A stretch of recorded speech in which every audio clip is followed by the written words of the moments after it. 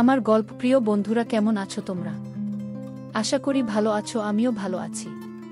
তোমাদের মজা দিতে আমি আরও একটি মজার গল্প নিয়ে এসেছি। গল্পটি শুনলে তোমাদের রড দিয়ে ঝরনার মতো পানি বেরিয়ে আসবে। তো বুঝতেই পারতেছ গল্পটা কেমন ইন্টারেস্টিং হতে চলেছে, তাই দেরি না করে কানে হেডফোন পরে নাও। আর যারা আমার সাথে কথা বলতে চাও বা ইমো নাম্বার পেতে চাও, আমি ভিডিওর মধ্যে নাম্বার দিয়ে দেব, আপনারা ভিডিও কলে আমার সাথে মজা করতে পারবেন। চলো তবে আর দেরি না করে শুরু করা যাক। আমার মামি ছিলেন অসাধারণ সুন্দরী এবং তরুণী। আমাদের মধ্যে বয়সের পার্থক্য ছিল মাত্র 4-5 বছরের। মা বাবার অকাল মৃত্যুর পর মামি আমাকে তার নিজের বাড়িতে নিয়ে গিয়ে আমার যত্ন নিতে শুরু করেন। তবে আমি বুঝতে পারছিলাম না কেন তিনি আমাকে এত ভালোবাসা দেখাচ্ছেন। একদিন রাতে মামা বাড়িতে ছিল না। মামি হঠাৎ আমাকে ডেকে তার শোবার ঘরে নিয়ে গেলেন এবং বললেন যে একা ঘুমাতে তার ভয় লাগছে, তাই আমি তার সাথে ঘুমানোর সিদ্ধান্ত নেই। তারপর মাঝ রাতে হঠাৎ ঘুম ভেঙে যায়, দেখি মামি এখনো জেগে আছেন আর তিনি। বন্ধুরা, আজকের গল্পটি অনেক বেশি স্পেশাল, তাই সবাই রেডি হয়ে যাও। দয়া করে গল্পগুলো ভালো লাগলে ভিডিওটি লাইক, শেয়ার এবং চ্যানেলটি সাবস্ক্রাইব করো প্লিজ। আমার জীবনের এক সময় এমন ছিল যখন আমি খুবই অস্বস্তিতে ছিলাম। আমার মা বাবা মারা যাওয়ার পর আমার মামি আমাকে তার নিজের বাসায় নিয়ে আসেন। তিনি আমার থেকে মাত্র কয়েক বছর বড় ছিলেন, কিন্তু তাতে কিছুই যায় আসেনি। তিনি আমার নতুন অভিভাবক হয়ে উঠেছিলেন। তার স্নেহ ও ভালোবাসা আমাকে সব সময় ঘিরে রাখত। আমি তাকে অনেক ভালোবাসতাম। দিন গড়ানোর সাথে সাথে আমি লক্ষ্য করলাম মামি আরও খোলামেলা হয়ে উঠছেন। তার পোশাক ও আচরণে পরিবর্তন এসেছে এবং তিনি যেন স্বাধীনভাবে চলাফেরা করছিলেন। তবে আমি কখনোই তার প্রতি অসম্মানজনক কিছু ভাবিনি। তার সাথে আমার সম্পর্ক ছিল একদম মা ছেলের মতো।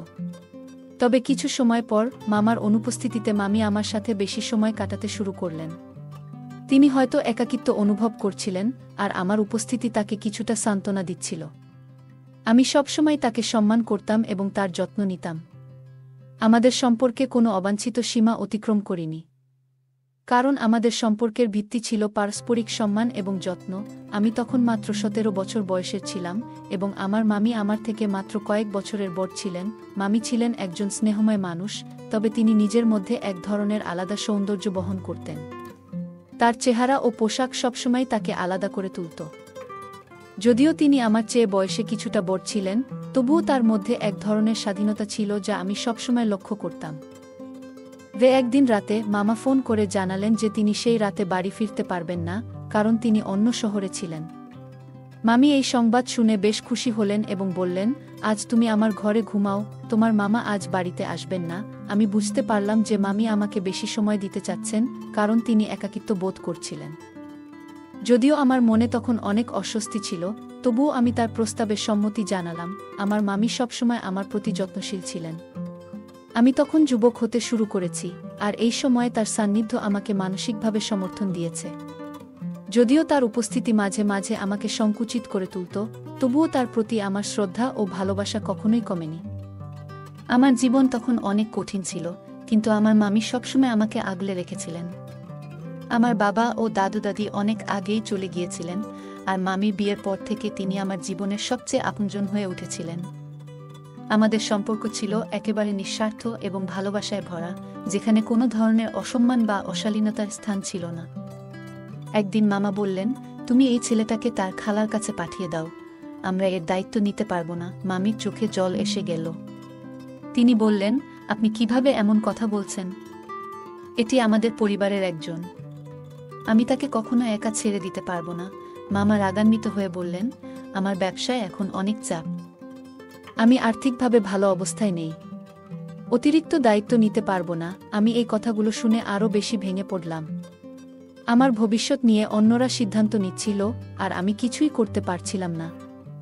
মামি তখন মামার সামনে হাত জোড় করে বললেন, দয়া করে এমন অবিচার করবেন না। সে ইতিমধ্যেই অনেক বড় আঘাত পেয়েছে। আমি প্রতিশ্রুতি দিচ্ছি, তার কারণে আপনাকে কখনো কোনো সমস্যায় পড়তে হবে না। মামা তখন বললেন, তুমি বুঝতে পারছো না, আমাদের আয়ের অবস্থা খুব খারাপ।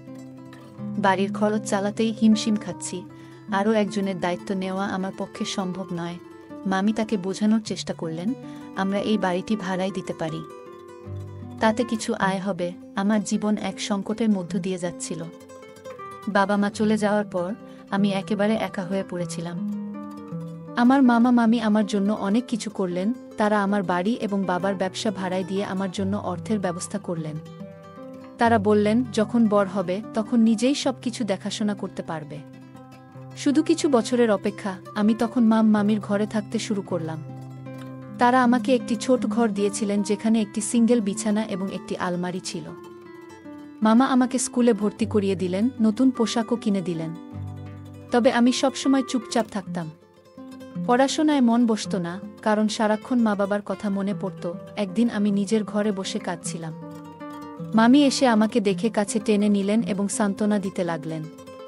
তিনি বললেন, তুমি চিন্তা করো না, সময়ের সাথে সাথে সব ঠিক হয়ে যাবে। তার কথা শুনে কিছুটা স্বস্তি পেলেও আমার মনের মধ্যে সবকিছু অস্বাভাবিক লাগছিল। মামি আমার কাঁধে হাত রেখে সান্ত্বনা দিতে লাগলেন, কিন্তু আমার মনে তখনও কিছু একটা অস্বস্তি কাজ করছিল। আমি দ্রুত মামির থেকে সরে আসতে চাইলাম, কারণ আমার মনের মধ্যে এক ধরনের অজানা সংকোচ তৈরি হচ্ছিল। মামি কিছুক্ষণ ধরে আমাকে সান্ত্বনা দিয়ে কথা বলছিলেন, কিন্তু আমি তার থেকে পিছু হটতেই তিনি একটু বিরক্ত হয়ে গেলেন। তারপর তিনি আমার পোড়া হাতটা দেখে বললেন, এটা তো খুব গভীর ক্ষত, ওষুধ লাগাতে হবে। আমি তাকে বললাম, না, আমি নিজেই লাগিয়ে নেব। তারপর থেকে মামির আচরণ কিছুটা বদলে গেল। আমি তাকে আগের মতো সহজভাবে নিতে পারছিলাম না, কারণ তার আচরণে কিছু অস্বাভাবিকতা ছিল যা আমাকে অস্বস্তিতে ফেলেছিল। একদিন মামি বাড়ির কাজ শেষ করে আমার পাশে বসতেন সান্ত্বনা দিতে। তিনি মাঝে মাঝে কাঁধে বা পিঠে হাত বুলাতেন, আর আমি বিরক্ত হয়ে সরিয়ে দিতাম। একদিন রেগে বললাম, মামি, আমি ঠিক আছি, মেনে নিয়েছি। পড়াশোনা করতে চাই, দয়া করে একা থাকতে দিন। আমার রুক্ষ কথায় তিনি চুপচাপ চলে গেলেন এবং বললেন, রাতে তোমার জন্য বিরিয়ানি বানাবো। আমি মাথা নেড়ে বললাম, না, যা আছে তাই খেয়ে নেব। আপনার বাড়িতে থাকতে পারছি, এটাই যথেষ্ট। বুঝে গিয়েছিলাম মা বাবার স্নেহ আর ফিরবে না। মামি তখন বললেন, তুমি আমার সবচেয়ে কাছের মানুষ, আমি তোমাকে একা ছেড়ে দিতে পারবো না। এরপর তিনি ঘর থেকে বেরিয়ে গেলেন। রাতে মামা বাড়ি ফিরে বিরিয়ানি দেখে বললেন, আমি তো বলেছি আমাদের পরিস্থিতি বুঝে চলতে হবে। কেন এভাবে অতিরিক্ত খরচ করতে হবে? মামার কথায় আমি বিরিয়ানি খাওয়ার আগ্রহ হারিয়ে ফেললাম। আমি এ বাড়িতে থাকলেও মামার ব্যবহার আমাকে খুবই অস্বস্তিতে ফেলত। আমার আর ইচ্ছে করত না তার সাথে একসাথে বসে খেতে। মামি যখন দেখলেন আমি প্লেটে বিরিয়ানি নিলাম না, তখন তিনি বললেন, বসো, খেয়ে নাও। এই বিরিয়ানি আমি তোমার মামার টাকা দিয়ে রান্না করিনি, বাড়ি আর দোকান থেকে পাওয়া ভাড়ার টাকায় করেছি। এ কথা শুনেই মামা রেগে গেলেন। মামা টাকার কথা শুনে রেগে গিয়ে বললেন, যদি এই টাকাটা ভাগ্নের টাকা দিয়ে আসে, তাহলে আমি কেন খাবো? তারপর তিনি রাগ করে উঠে চলে গেলেন। মামি বিরক্ত হয়ে বললেন, আপনি কেন এসব নিয়ে ঝামেলা করছেন? আমি তো আপনাকে কিছু বলিনি যে আপনি খেতে পারবেন না। আপনি টাকার কথা বলেছিলেন, আমি তাই পরিষ্কার করে বললাম। কিন্তু মামা আর থামলেন না, সোজা নিজের ঘরে চলে গেলেন। আমার মনও খাওয়ার জন্য আর থাকল না।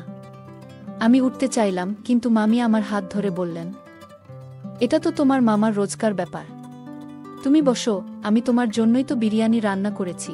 এই বলে তিনি একটি লোকমা আমার মুখের কাছে আনলেন। আমি মন না চাইলেও খেয়ে নিলাম। এরপর আমি নিজেই প্লেটে বিরিয়ানি নিতে গেলাম, কিন্তু মামি বললেন, আজ আমি তোমাকে নিজের হাতে খাওয়াবো। তারপর তিনি নিজেই আমাকে খাওয়াতে শুরু করলেন। কিন্তু এক অস্বস্তিকর বিষয় আমার মনকে নাড়া দিল। মামি এক লোকমা আমার মুখে দিতেন, আরেকটি নিজে খেতেন। তিনি অনবরত আমাকে এক দৃষ্টিতে দেখছিলেন, যা আমার জন্য বেশ অস্বস্তিকর হয়ে উঠেছিল। যদিও তিনি আমার মামি ছিলেন, তবু তার আচরণ আমাকে বেশ অদ্ভুত লাগছিল। তিনি হঠাৎ বললেন, তুমি তোমার বয়সের তুলনায় অনেক পরিণত দেখাচ্ছ। মামি একদিন বললেন, তোমার চেহারা তোমার বাবার মতো দেখতে অনেকটাই মিল। তোমার বয়স 17 হলেও দেখতে 20 বছরের মতো লাগছে। ক্লাসের মধ্যে আমার উচ্চতা এবং চেহারার জন্য পরিচিত ছিলাম। মামি দেখতে সুন্দরী ছিলেন, তবে মামা সাধারণ চেহারার মানুষ ছিলেন। মামা ছিলেন অনেকটা রাগী স্বভাবের এবং মামা মামির মধ্যে সবসময় ঝগড়া করে থাকত। তাদের বিয়ের 5 বছর পার হলেও সন্তান হয়নি, যার কারণে তাদের মধ্যে সম্পর্ক আরও খারাপ হয়ে গিয়েছিল। একদিন আমি গোসল করে বের হচ্ছিলাম, তোয়ালে দিয়ে চুল মুছছিলাম। তখনই মামি আমার ঘরে এসে জিজ্ঞেস করলেন, নাস্তা কি খাবে? আমি তাড়াতাড়ি করে বললাম, মামি, যেটা আপনি প্রতিদিন বানান সেটাই ঠিক আছে। চুল তখনও ভেজা ছিল, তাই তোয়ালে বিছানায় ফেলে আমি চিরুনি দিয়ে চুল ঠিক করছিলাম, কারণ স্কুলে দেরি হয়ে যাচ্ছিল। মামি তখন বললেন, তুমি নিজের দিকে একটুও খেয়াল রাখো না, এবং বলেই আমার হাত ধরে আমাকে বিছানায় বসালেন। তারপর তোয়ালে নিয়ে আমার চুল মুছতে লাগলেন। ব্যাপারটা আমার কাছে অদ্ভুত লাগলো, কারণ আমি তখন ছোট ছিলাম না যে আমার সবকিছু মামি করবেন। আমি যখন মামিকে থামাতে যাচ্ছিলাম, ঠিক তখনই দরজা খুলল এবং মামা সামনে এসে দাঁড়ালেন। মামার চোখ লাল হয়ে গেল, মনে হচ্ছিল তিনি খুব রেগে গেছেন। তিনি চিৎকার করে বললেন, তোমার কাছে এসবই গুরুত্বপূর্ণ? আমার জন্য তোমার সময় নেই? বাইরে এসো, আমাকে নাস্তা দাও। এটা বলে তিনি চলে গেলেন। আমি মামিকে বললাম, আমি নিজেই আমার চুল শুকাতে পারবো। আপনি মামাকে নাস্তা দিন। তারপর তোয়ালে তার হাত থেকে নিয়ে বিছানায় ফেলে দিলাম। নিজের চুল ঠিক করে ব্যাগ তুলে নিলাম এবং নাস্তা না করেই ঘর থেকে বের হতে গেলাম। কিন্তু দরজার কাছে পৌঁছে হঠাৎ থেমে গেলাম, কারণ ঘরে মামা মামি ঝগড়া করতেছিলেন। মামা মামিকে বলল, তুমি এখন অন্যরকম হয়ে গেছ। কুনাল আর ছোট বাচ্চা নয় যে তুমি তার ঘরে হুট করে ঢুকে পড়বে। সে এখন বড় ছেলে, আর তুমি তার ঘরে যাচ্ছ, এমন কাজ করছো যা তুমি আমার সঙ্গেও কখনো করনি। এরপর মামা একটি এমন সত্যি কথা শোনালেন যা শুনে আমার মাথা ঘুরে গেল। কিছুক্ষণ আমি হতবাক হয়ে দাঁড়িয়ে রইলাম। এটি এমন একটি ঘটনা ছিল যা আমি কখনো ভাবিনি। যাই হোক, আমি গেট দিয়ে বাইরে বেরিয়ে এলাম। আমার পা স্কুলের দিকে এগোচ্ছিল, কিন্তু আমার মাথায় অন্য কিছু ঘুরছিল। কিছুতেই আমি পুরো ব্যাপারটা বুঝতে পারছিলাম না। এক সময় মনে হলো হয়তো মামা মিথ্যা বলছেন।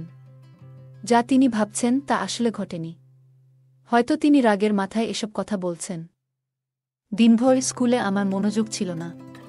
ক্লাসে উপস্থিত থাকলেও আমার চিন্তা ছিল অন্য কিছু নিয়ে। বাড়ি ফিরে আমি বিষয়টি নিয়ে গভীরভাবে ভাবলাম। তারপর সিদ্ধান্ত নিলাম, যত দ্রুত সম্ভব আমাকে নিজের পায়ে দাঁড়াতে হবে এবং এখান থেকে বেরিয়ে যেতে হবে। কিন্তু এরপর যা ঘটল তা আমার জন্য অনেক বড় ধাক্কা ছিল। প্রতিরাতে মামি আমাকে দুধের সাথে বাদাম খেতে দিতেন এবং বলতেন, এটা খেয়ে ঘুমাতে যাও, তোমার মাথা আরও তীক্ষ্ণ হবে। প্রতিদিন আমি বাদাম খেয়ে দুধ পান করতাম। তারপর বড় একটি ঘটনা ঘটল। আমি গভীর ঘুমে ডুবে গিয়েছিলাম, কিন্তু সকালে উঠে ফ্রেশ হওয়ার পরিবর্তে নিজেকে আরও ক্লান্ত ও ভারী অনুভব করতাম। যখন আমি দুধ পান করতে অস্বীকার করতাম, তখন মামি আমাকে ধমক দিয়ে বললেন, এটা মামার টাকায় আনা নয়, তোমার বাবার বাড়ি আর দোকান ভাড়ার টাকায় কেনা হয়েছে, যাতে তোমার শরীর খারাপ না হয়। আমি বললাম, আমার ইচ্ছে করছে না। কিন্তু তিনি আমার কাঁধে হাত রেখে দুধের গ্লাস আমার মুখের সামনে ধরে বললেন, সাবাস, দুধটা খেয়ে নাও। বাধ্য হয়ে আমাকে সেই গ্লাসে দুধ পান করতে হলো। আমার পরীক্ষার সময় ঘনিয়ে আসছিল, তাই আমি রাতে পড়াশোনা করার সিদ্ধান্ত নিলাম। মামি তখন ঘর থেকে চলে গিয়েছিলেন। আমি দরজা বন্ধ করে বই খুলে বসেছিলাম। কিন্তু হঠাৎ করে আমার উপর এক ধরনের ভারী ঘুমের আস্তরণ নেমে এলো। আমি ঘুমাতে চাইনি, পড়াশোনা করতে চেয়েছিলাম, কিন্তু চোখের পাতাগুলো যেন নিজের নিয়ন্ত্রণে ছিল না। একটু পরেই আমি গভীর ঘুমে তলিয়ে গেলাম। রাতের কোনো এক সময় হঠাৎ আমার ঘুম ভেঙে গেল। শরীরে অদ্ভুত অনুভূতি হচ্ছিল, কিন্তু আমি সেই অনুভূতিটা ঠিক কী তা বোঝাতে পারছিলাম না। আমি খুব গভীর ঘুমে ছিলাম, এতটাই গভীর যে বুঝতে পারছিলাম কেউ যেন অদ্ভুত কোনো শব্দ করছে। হয়তো সেটা বিড়ালের ছিল, কিন্তু ঘুমের কারণে পুরো বিশ্বাসটা পরিষ্কার হচ্ছিল না। সকালে যখন জেগে উঠলাম, আমার শরীর খুবই ভারী লাগছিল। বিছানায় উঠে বসলাম, দেখলাম আমার বইগুলো বিছানা ছড়িয়ে ছিটিয়ে পড়েছিল না, কারণ পড়তে পড়তেই ঘুমিয়ে পড়েছিলাম। কিন্তু বিছানার উপর কোনো বই ছিল না, যা আমার মনে এক ধরনের অস্বস্তি তৈরি করল। আরেকটি বিষয় আমাকে অবাক করল, সেটা হলো বিছানার চাদরটা একপাশ থেকে এলোমেলো হয়েছিল। আমার মাথা তখনও একটু ঘুরছিল, ঘুমের ভাব পুরোপুরি কাটেনি। ওয়াশরুমে গিয়ে ঠান্ডা পানিতে মুখ ধুয়ে নিজেকে একটু সতেজ করলাম। আমি যখন আবার ঘরে ফিরে এলাম, দেখি বিছানায় একটি সোনার টপস পড়ে আছে, যা কোনো নারীর হতে পারে। এটা দেখে আমি অবাক হয়ে গেলাম। আমার ঘরে কিভাবে একজন নারীর কানে টপস আসতে পারে? আমি সেটি হাতে তুলে নিলাম এবং সে বিষয়েই ভাবতে শুরু করলাম। ঠিক তখনই দরজা খুলল আর মামি দ্রুত ঘরে ঢুকলেন। আমি তাড়াতাড়ি টপসটি মুঠোয় লুকিয়ে ফেললাম। আমি বললাম, জি মামি, কি বলছিলেন? তিনি খুবই অস্থির দেখাচ্ছিলেন। তবে ভেজা চুল দেখে মনে হলো তিনি কিছুক্ষণ আগে স্নান করে এসেছেন। তিনি বললেন, না কিছু না, আমি তোমার ঘরের চাদর ঠিক করতে এসেছিলাম। আমি বললাম, থাক মামি, আমি নিজেই করে নেব। কিন্তু তিনি জোর দিয়ে বললেন, না না, আমি করে দিচ্ছি। তুমি কেন করবে? আমি তখন বললাম, মামি, রাতে পড়তে পড়তে আমি ঘুমিয়ে পড়েছিলাম। আমার বইগুলো ছড়িয়ে ছিটিয়ে ছিল, কিন্তু সকালে সবকিছু ঠিকঠাক দেখলাম। তিনি বললেন, হ্যাঁ, আমি তোমার ঘরে এসেছিলাম। তুমি তখন গভীর ঘুমে ছিলে, তাই আমি তোমার বইগুলো তুলে টেবিলে রাখি। আমি আর কিছু জিজ্ঞেস করলাম না, কিন্তু মাথায় কিছু অদ্ভুত চিন্তা ঘুরছিল। ঠিক তখনই আমার দৃষ্টি মামির কানের দিকে গেল, আর আমি বিস্মিত হয়ে পড়লাম। তার এক কানে টপস ছিল, কিন্তু অন্য কানে কিছুই ছিল না। আমি অবাক হয়ে বললাম, মামি, আপনার টপস কোথায়? মামি তৎক্ষণাৎ নিজের কানের দিকে তাকালেন এবং বললেন, মনে হয় কোথাও পড়ে গেছে, হয়তো ঘরেই কোথাও আছে। আমাদের বাড়িতে এমন কেউ আসে না যে চুরি করে নিয়ে যাবে। আমি হাত বাড়িয়ে দিলাম, আর তিনি আমার মুঠো খুলে দেখলেন যে সেই টপস আমার হাতেই ছিল। এটি দেখে মামি আমার দিক থেকে দৃষ্টি সরিয়ে নিলেন। অদ্ভুত ব্যাপার হলো, মামি একবারও জিজ্ঞেস করলেন না এই টপস আমার কাছে কোথা থেকে এলো। তিনি চুপচাপ টপস নিয়ে ঘর থেকে বেরিয়ে গেলেন, কিন্তু আমার মাথায় অনেক চিন্তা ঘুরছিল, এটা আসলে কি ঘটল। এরপর থেকে আমি মামির সঙ্গে আরও বেশি দূরত্ব বজায় রাখতে শুরু করলাম। এই ঘটনা ঘটার প্রায় 1 মাস পর মামির শরীর খারাপ হতে শুরু করল। তিনি যা খেতেন বা পান করতেন তা আর হজম হতো না। সারাদিন তিনি শুয়ে থাকতেন, কাজও করতে পারতেন না। মামা পুরো বিষয়টা নিয়ে খুবই অস্থির ছিলেন এবং বললেন, তুমি জানো, তুমি অসুস্থ হলে পুরো বাড়ি অগোছালো হয়ে যায়। চলো, তোমাকে ডাক্তারের কাছে নিয়ে যাই। কিন্তু মামি বললেন, তিনি ডাক্তার দেখাবেন না, বাড়ির ওষুধেই সেরে উঠবেন। 3 দিন কেটে গেল, কিন্তু মামির স্বাস্থ্যের কোনো উন্নতি হলো না। আমি বললাম, মামি, আমি আপনাকে হাসপাতালে নিয়ে যাচ্ছি, কিন্তু তিনি অস্বীকার করলেন। তবে যখন তার অবস্থা আরও খারাপ হলো, তখন মামা তাকে জোর করে ডাক্তারের কাছে নিয়ে গেলেন। ডাক্তার দেখানোর পর যখন তারা বাড়ি ফিরলেন, মামার প্রচণ্ড রেগেছিলেন। উঠানে ঢুকেই মামির সঙ্গে তর্ক শুরু করলেন। তিনি চিৎকার করে বললেন, আমাকে বলো, তুমি এই অপরাধ কখন করেছ? তুমি কিভাবে আমার সঙ্গে এমন করতে পারলে? আমি কিছুই বুঝতে পারছিলাম না, মামা কেন এত রেগে আছেন। মামি তখন অসুস্থতার কারণে খুব দুর্বল হয়ে পড়েছিলেন, আর তার মুখের রঙও ফিকে হয়ে গিয়েছিল। আমি বললাম, মামা, আপনি দেখছেন না মামির শরীর খারাপ? আপনি কেন তাকে এমন বকাঝকা করছেন? আমার কথা শেষ হওয়ার আগেই মামা আমার মুখে একটি জোরালো চড় মারলেন। মামা রেগে ফেটে পড়ে বললেন, এই সমস্ত ঝামেলার মূল তুই। তোর লজ্জা নেই? নিজের মামির সঙ্গে এমন কাজ করছিস? এ কথা শুনে আমি স্তব্ধ হয়ে গেলাম। আমি বললাম, আপনি এসব কি বলছেন? মামা বললেন, এই হলো আসল সত্যি। আমি কিছুক্ষণ চুপ থেকে বললাম, এটা তো আপনার স্ত্রী। যদি তিনি মা হতে চলেন, তাহলে আপনার খুশি হওয়া উচিত। এতদিন ধরে আপনি নিঃসন্তান ছিলেন, আর এখন যদি আল্লাহ আপনাকে সন্তান দান করেন, তাহলে আপনি আনন্দিত হওয়ার বদলে উল্টো আমার উপর দোষারোপ করছেন। আপনি ঠিক আছেন তো? মামি আমার মাসুম। আমি কিভাবে এমন কিছু করতে পারি? এটি অসম্ভব। আমার কথা শেষ হতেই মামা বললেন, আমি সন্তান জন্ম দেওয়ার ক্ষমতা রাখি না। আমি এক নিঃসন্তান পুরুষ, আর সে তোমার মামি, তোমার মা নয়। আমার সামনে নিষ্পাপ সাজতে এসো না। যা কিছু তোমরা দুজন করেছ, আমি কখনো এই মহিলাকে আমার জীবনে আর রাখতে পারব না। আমি বুঝতে পারছিলাম না, যেন আমার মাথায় কেউ বোমা ফাটিয়ে দিল। এ ধরনের কথা সেই দিনই মামা মামির সঙ্গে বলেছিলেন যখন আমি স্কুলে যাচ্ছিলাম। সেই সময় আমি থেমে গিয়েছিলাম, কিন্তু এই কথাকে এত গুরুত্ব দিইনি। ভেবেছিলাম মামা রাগের মাথায় বলছেন। আসল সত্যি এমন হতে পারে না। আমি তখনও এই চিন্তাগুলো থেকে মুক্তি পাইনি যখন মামা মামিকে তালাক দিয়ে বললেন, এখনই বেরিয়ে যাও এখান থেকে। মামা আমাদের দুজনকে জোর করে বের করে দিলেন। মামি তখন কাঁদতে কাঁদতে ভেঙে পড়ছিলেন। সেই মুহূর্তে আমি কোনো প্রশ্ন করতে পারিনি, তাই মামিকে নিয়ে আমি আমার বাড়িতে চলে এলাম। সেখানে ভাড়াটিয়াদের 2 দিনের সময় দিলাম বাড়ি খালি করার জন্য। আমি মামিকে নিয়ে ঘরে বসেছিলাম, কিন্তু বুঝতে পারছিলাম না কিভাবে কথাটা শুরু করব। আমি বললাম, আপনি হয়তো আমাকে এমন কিছু খাইয়ে অপরাধে জড়িয়েছেন। কিন্তু কেন? হ্যাঁ, আপনি আমার মা নন, কিন্তু আমি আপনাকে সবসময় মায়ের মতোই সম্মান দিয়েছি। কেন আপনি এমন কিছু করলেন? আমি সবসময় মামিকে মায়ের মতো সম্মান দিয়েছি, কিন্তু তিনি কোনো উত্তর দিলেন না। কেবল আমাকে এক অদ্ভুত দৃষ্টিতে দেখতে লাগলেন। ভাড়াটিয়ারা চলে গিয়েছিল, আর সেই বাড়িতে শুধু আমি আর মামি ছিলাম। আমি মামিকে বললাম, এই ভুল মিটিয়ে ফেলুন। আমি কোনো সম্পর্ক মানি না, আমি কিছুই বুঝি না। তবুও মামি কোনো উত্তর দিলেন না।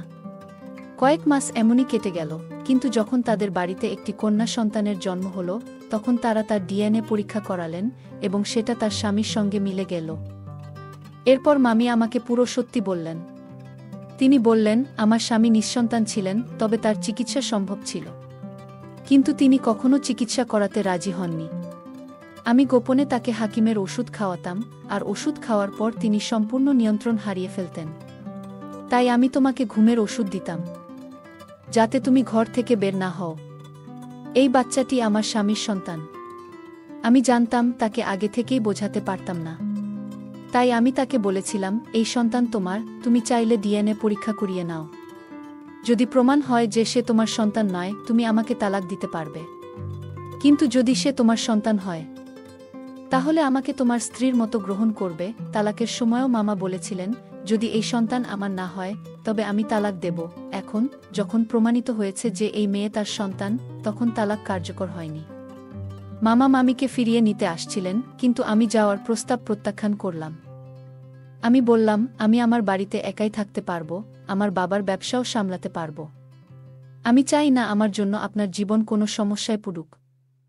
মামি আমাকে বললেন, যদি তুমি ভাবো আমি তোমার সঙ্গে কোনো ভুল করেছি, তা সত্যি নয়। আমি তোমাকে সবসময় আমার ছেলের মতোই ভালোবেসেছি। সেই দিন যে টপস পরেছিল, সেটা সম্ভবত আমি তোমার বই তুলতে গিয়ে ফেলে দিয়েছিলাম। কিন্তু এখন সব ভুল বোঝাবুঝি দূর হয়ে গেছে, তবুও আমি মামির কথায় রাজি হলাম না, এবং আমি নিজের বাড়িতে থাকার সিদ্ধান্ত নিলাম। আমার যা সঠিক মনে হয়েছিল, আমি সেটাই করেছিলাম। গল্পটা কেমন লাগলো জানাতে ভুলবে না।